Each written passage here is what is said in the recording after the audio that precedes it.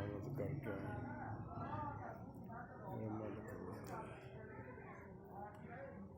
सल्लल्लाहु अलैहि वसल्लम।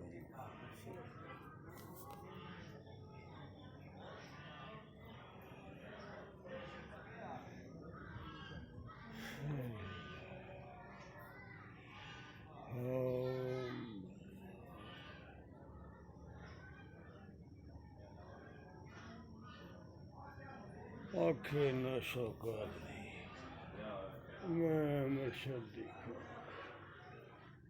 आखे नशा कर मैं मुशद्दी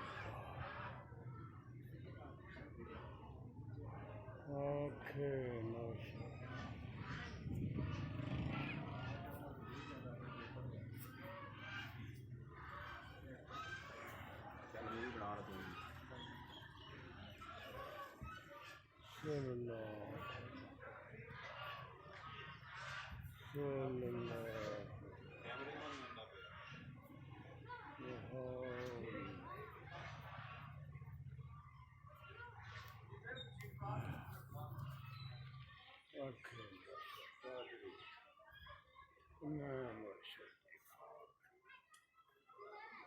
आखे नशा कर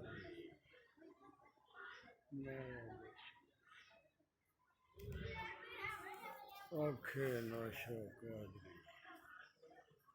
मैं मुशद्दी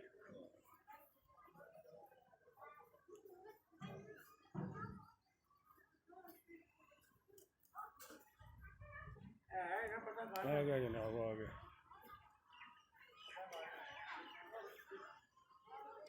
मेरी बना रहे हो हाँ जी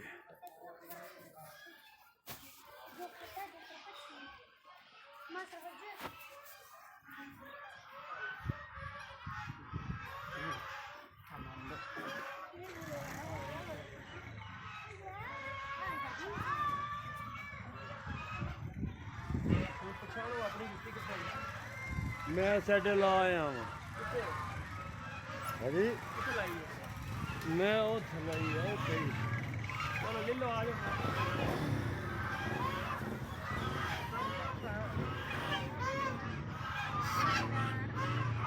ये वो हौज है जो हुजूर सफ़ी सुलेमान नूरी हजूरी के नाम पे मंसूब है और उस हौज में रहने वाले